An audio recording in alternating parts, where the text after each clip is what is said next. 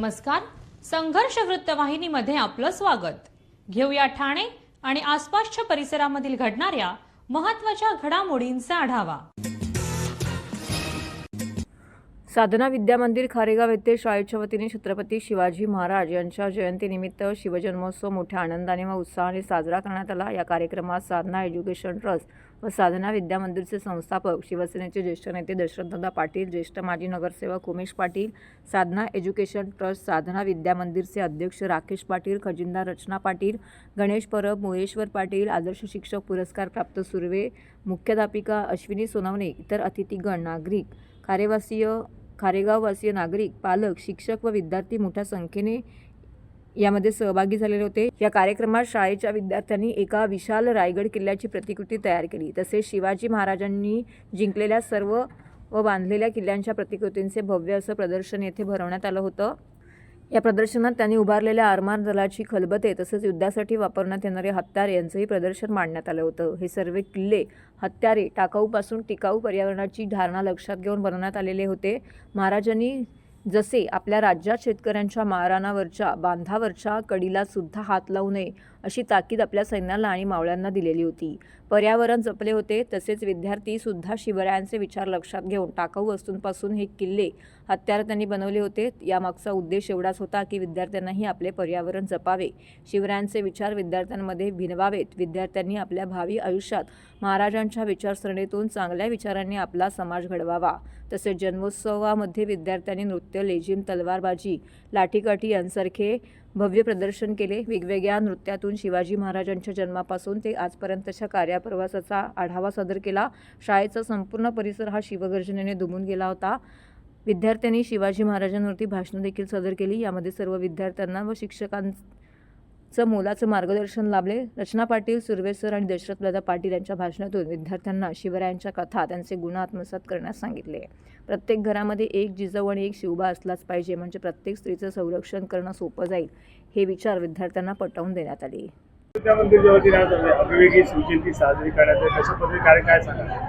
आज छत्रपती शिवरायांची जयंतीनिमित्त आपण साधना विद्या मंदिर शाळेतर्फे इथे विविध कार्यक्रमांचे आयोजन करण्यात आलेले आहे. सर्वप्रथम मी आपल्या सर्वांचा आराध्य दैवत असणाऱ्या महाराजांना अभिवादन करते आणि एवढंच सांगेन की महाराजांचे आचार विचार या आमच्या शाळेतील मुलांनाच नाही तर सर्व मुलांमध्ये त्यांनी त्याची प्रेरणा घेतली पाहिजे. महाराजांची जी युद्धनीती होती, त्यांचं कौशल्य होते, त्यानंतर मोठ्यांप्रती तो आदर होता, त्याचबरोबर आपल्या आईवडिलांकडनं त्यांनी जे संस्कार घेतलेले होते, तसं त्यांनी रयतेसाठी एक प्रशासक किंवा एक अनुशासक असा राजा जो काय होते ते छत्रपती शिवाजी महाराज होते. आणि आज त्यांच्यावरच आधारित आपण प्रत्येक गोष्ट मुलांना शिकवण्याचा प्रयत्न करत आहोत.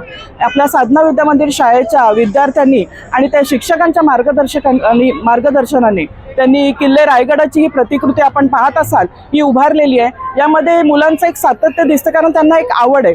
इथे प्रत्येक मुलांना ज्याप्रमाणे आपण इतर प्रकारचं शिक्षण देतो त्याच प्रकारे त्यांना आपण त्यांचे आचार विचार कसे बदलता येतील हे देखील पाहिले जातं.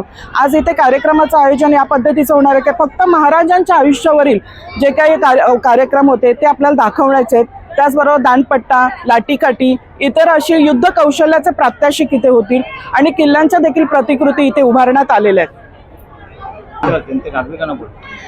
सर्व समस्त नागरिकांना शिवजयंतीच्या खूप खूप शुभेच्छा.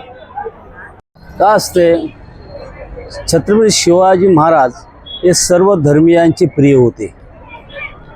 हा संदेश कुठेतरी गेला पाहिजे.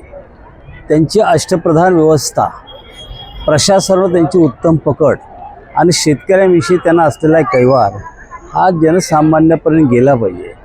छत्रपती शिवाजी महाराजांनी स्वराज्याची मुहूर्तमेढ रोवली आणि त्याची स्फूर्ती घेऊन पुढे ह्या देशामध्ये क्रांती घडली गेली.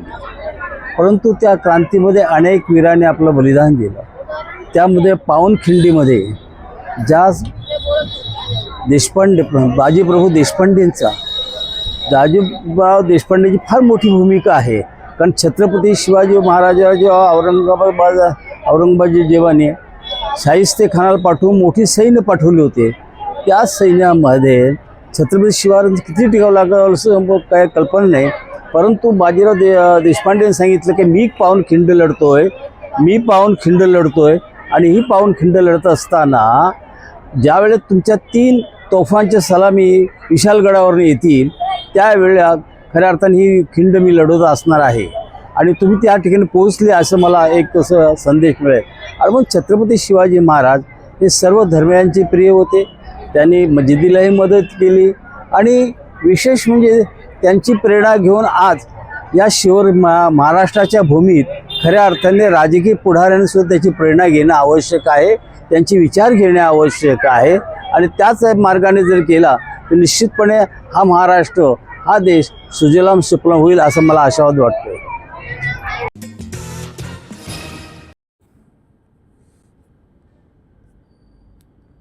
भिवंडी महापौर निवडणुकीमध्ये मोठा राजकीय ट्विस्ट पाहायला मिळाला. या निवडणुकीत शिंदेंच्या शिवसेनेने दोन्ही उमेदवारांचे अर्ज मागे घेत कोणार्क विकास आघाडीचे माजी महापौर विलास पाटील यांना पाठिंबा दिला आहे. यामुळे अटीतटीच्या झालेल्या निवडणुकीत भाजपचे बंडखोर उमेदवार नारायण चौधरी यांना काँग्रेस, शरद पवार गट आणि भाजपच्या 6 नगरसेवकांनी मतदान केले आहे. यामुळे चौधरी यांचा 48 मतांनी विजय झाला आहे. शिंदेंच्या सेनेने शेवटच्या क्षणी डाव टाकला, पण भाजपचे 6 नगरसेवक फुटल्याने चौधरी यांना अनपेक्षित पाठबळ मिळाले आणि ते अखेर विजयी ठरले आहेत. महापौर पदासाठी कोणार्क विकास आघाडीचे विलास आर पाटील, त्यांचे सुपुत्र ॲडव्होकेट मयुरेश विलास पाटील तसेच माजी महापौर प्रतिभा पाटील, भिवंडी विकास आघाडीचे जावेद दळवी, काँग्रेसचे तारिक मोमीन, भाजपाकडून नारायण चौधरी आणि स्नेहा मेहुल पाटील तर शिवसेनेकडून बाळाराम चौधरी आणि सुचिता रुपेश म्हात्रे यांना उमेदवारी अर्ज दाखल केले होते. भिवंडी महापालिकेच्या स्वर्गीय विलासराव देशमुख सभागृहामध्ये महापौर आणि उपमहापौर पदाची निवडणूक पार पडली. या सभेत ठाण्याचे जिल्हाधिकारी श्रीकृष्ण पांचाळ यांनी पीठासीन अधिकारी म्हणून काम पाहिले. पांचाळ यांनी निवडणुकीसाठी सर्व उमेदवारांचे अर्ज वैध ठरवले आणि अर्ज मागे घेण्यासाठी 15 मिनिटांचा अवधी देण्यात आला होता. नारायण चौधरी यांनी 2 अर्ज दाखल केले होते, त्यापैकी 1 अर्ज त्यांनी मागे घेतला आहे. त्यांच्यासह तारिक मोमन, जावेद दळवी, सुचिता म्हात्रे, बाळाराम चौधरी, मयुरेश पाटील आणि प्रतिभा पाटील यांनी निवडणुकीतून माघार घेतलेली आहे. एका गुन्ह्यात अटकेत असलेले विलास पाटील यांना पोलीस कोर्टाच्या आदेशाने सभागृहात घेऊन येत होते, परंतु ते रस्त्यात वाहतूक कोंडीमध्ये अडकल्याने उशिरा पोहोचत असल्याने तोपर्यंत निवडणूक प्रक्रिया थांबावी अशी मागणी नगरसेवक मयुरेश पाटील यांनी केली. तर काँग्रेसचे नगरसेवक प्रशांत लाड यांनी ठरलेल्या वेळेमध्ये निवडणूक कार्यक्रम सुरू करण्याची मागणी केली. अखेर पीठासीन अधिकारी श्रीकृष्ण पांचाळ यांनी निवडणूक कार्यक्रम नियोजित वेळेनुसार सुरू केला. त्याच दरम्यान मतदानापूर्वीच विलास पाटील हे सभागृहामध्ये दाखल झाले.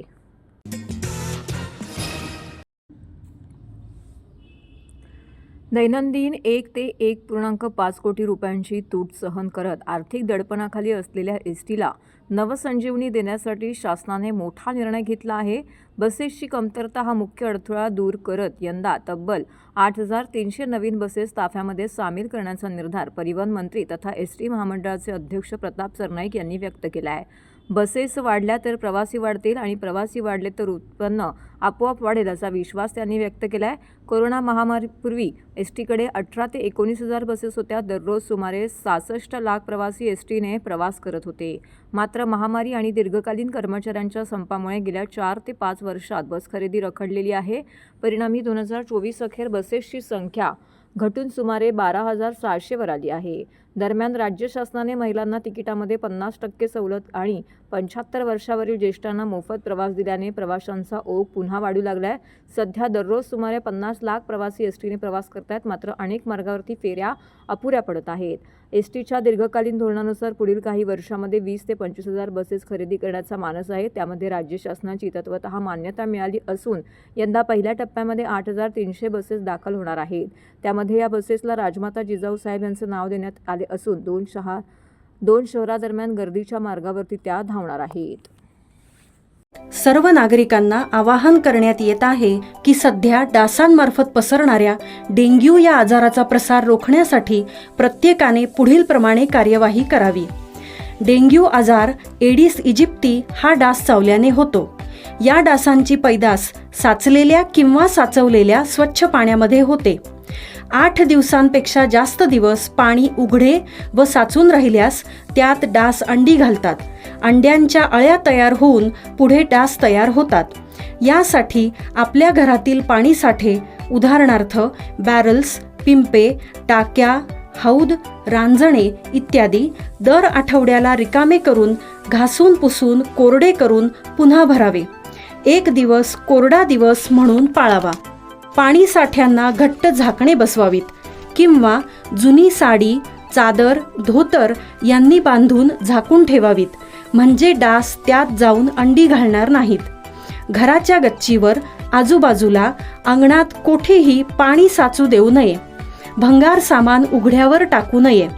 उदाहरणार्थ टायर्स, प्लास्टिक सामान, कुंड्या, टाकाऊ वस्तू इत्यादी. अशा सामानात पावसाचे पाणी साठून त्यात डेंग्यूच्या डासांची पैदास होते. घरातील कूलर्स, फ्रीजच्या पाठीमागील ट्रे हे देखील वेळोवेळी कोरडे करावेत. लक्षात ठेवा, नुसत्या फवारणीने डास घनता कमी होत नाही, तर त्यासाठी डास पैदास ठिकाणे नष्ट करणे ही आपल्या सर्वांची जबाबदारी आहे. कोणताही ताप अंगावर न काढता जवळच्या शासकीय रुग्णालयात मोफत औषधोपचार घ्या. अशा प्रकारे नागरिकांनी सहकार्य केल्यास डेंग्यूचा प्रसार रोखणे सहज शक्य आहे.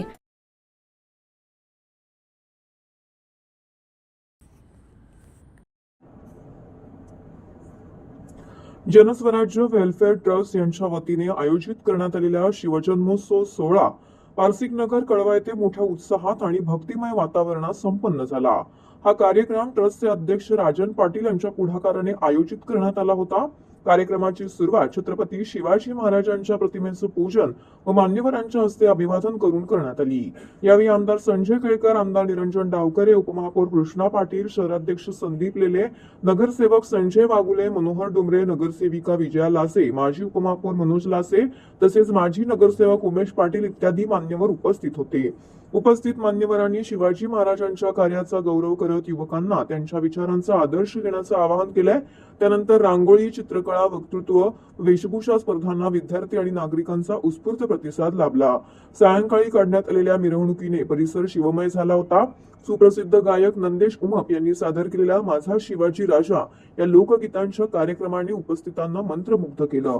तसेच जनस्वराज्य समाजरत्न पुरस्काराचे वितरण देखील करण्यात आलं. लोकव्याख्याते, लेखक, कवी, चित्रकार प्राचार्य विशाल गरड यांनी शिवचरित्र या विषयावरती मार्गदर्शनपर व्याख्यान देत उपस्थितांना प्रेरणा दिली. विविध स्पर्धातील विजेत्यांचा बक्षीस देऊन गौरव करण्यात आला. शिस्तबद्ध नियोजन, मान्यवरांची उपस्थिती आणि नागरिकांचा मोठा सहभाग यामुळे हा शिवजन्मोत्सव सोहळा दिमाखात आणि उत्साहात पार पडला असून आयोजकांचे सर्वत्र कौतुक होत आहे. एकंदरीत कार्यक्रमाविषयी जसं सांगितलं आम्ही आधी की शिवगीते आणि पोवाडे यांच्या माध्यमातून लोकांपर्यंत पोचायचा आम्ही प्रयत्न केला. ज्या प्रकारे शिवशाहीर नंदेजी उमप साहेब यांनी ते शिवगीते आणि पोवाडे सादर केले आणि जनमानसांच्या मनाला त्यांनी साथ घातली, ते खरं तर रोमहर्षक होतं. त्यांनी जो अफजल खानाचा पोवाडा गायला, त्यांनी जे महाराष्ट्राचं गीत गायलं, त्याच्याने आपला महाराष्ट्र किती प्रगल्भ आहे त्याची प्रकर्षाने आपल्याला जाणीव होते. या शिवजन्मोत्सवाच्या निमित्ताने आमचा एक प्रयत्न होता की आपली संस्कृती घरोघरी पुढच्या येणाऱ्या 6G पिढीपर्यंत ती कशी पोहोचवता येईल ते आम्ही प्रात्यक्षिकाद्वारे डिजिटल माध्यमातून स्क्रीन लावून, नंतर युनेस्कोचे जे 12 किल्ले युनेस्कोने आपल्या हेरिटेज साईटवरती टाकले आहेत त्यांचं मॉडेलिंग दाखवून सादर करण्याचा प्रयत्न केला आहे. संकल्पना ही होती की जर युनेस्को सारखी हेरिटेज ओळखणारी किंवा जे सन्मान देणारी एक मोठी जागतिक स्तरावरची संघटना आपल्या किल्ल्यांचा सन्मान करते, ते महाराष्ट्राचे आणि महाराष्ट्राचे नागरिक आणि महाराजांचे मावळे म्हणून आपल्या सर्वांचं कर्तव्य आहे की ते जास्तीत जास्त लोकांपर्यंत पोचला पाहिजे. महाराजांचा वसा वारसा हा तळागाळापर्यंत गेला पाहिजे. या कार्यक्रमाचे अध्यक्ष होते ठाणे शहराचे आमदार माननीय संजयजी केळकर साहेब, भारतीय जनता पार्टी ठाणे शहराचे अध्यक्ष सन्माननीय संदीपजी लेले साहेब. कार्यक्रमाचे उद्घाटक होते ठाणे महानगरपालिकेचे उपमहापौर श्री कृष्णाजी पाटील साहेब. त्याचप्रमाणे ज्येष्ठ नगरसेवक संजयजी वागुले साहेब, मनोहरजी डुमरे साहेब, विकासजी पाटील, अनिता ताईगौरी, मंदार केनी साहेब या सर्व लोकांनी या कार्यक्रमाला हजेरी लावली. आणि या कार्यक्रमाचे मार्गदर्शक आमचे सचिनजी मोरे आणि दुसरे आमचे जे नेते आहेत महत्त्वाचे निरंजनजी डावकरे साहेब यांचं आम्हाला मार्गदर्शन लाभलं. त्याचप्रमाणे श्री गावडे साहेब, शेळके सर आणि जनस्वराज्याचे सर्वच पदाधिकारी मंजित जाधव असतील, अमित नाईक असतील, किरण पाटील असतील, राहुल पाटील असतील, सुनील पाटील असतील आणि नव्याने येणारी जी काही तरुण टीम आहे त्यांनी यामध्ये लक्ष घातलं आणि हा कार्यक्रम यशस्वी पार पाडला. राजाराम साळवी साहेबांचा सत्कार आपण याच्यासाठी केला की ते महाराष्ट्राचे जे पहिलं ओबीसी महामंडळ आहे त्याचे पहिले अध्यक्ष होते. त्याचप्रमाणे आगरी सेनेची त्यांनी स्थापना केली. जो समाज, जो भूमिपुत्र समाज आहे तो विखुरलेला होता, त्याला त्यांनी एकत्र आणलं. त्यांच्या कामाचं योगदान खूप मोठं आहे. त्याची एक छोटीशी पोचपावती म्हणून आम्ही त्यांना सन्मानित केलं. धन्यवाद.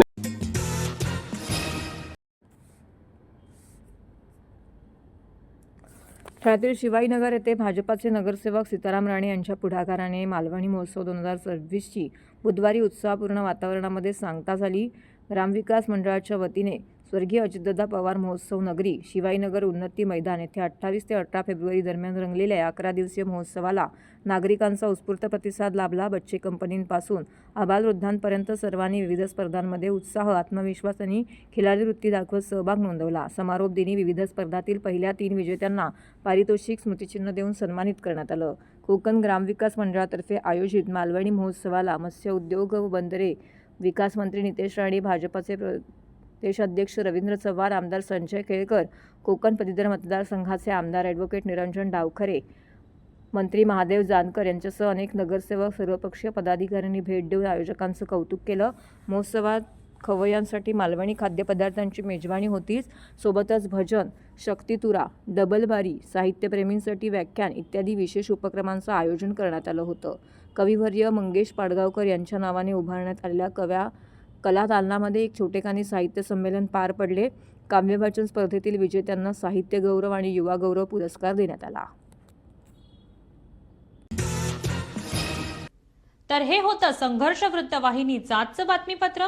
उद्या पुन्हा भेटू याच वेळी याच ठिकाणी ताज्या घडामोडींसह. तोपर्यंत नमस्कार.